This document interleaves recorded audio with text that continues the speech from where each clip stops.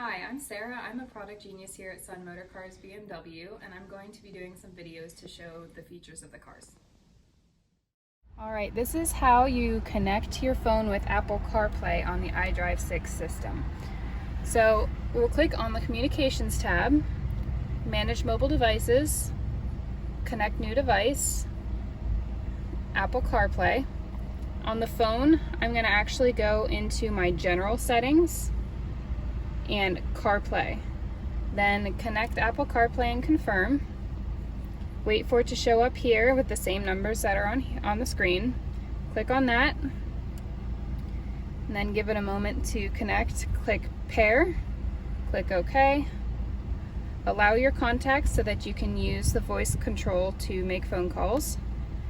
Give it a moment to connect everything. When it asks you on your phone, click to use CarPlay.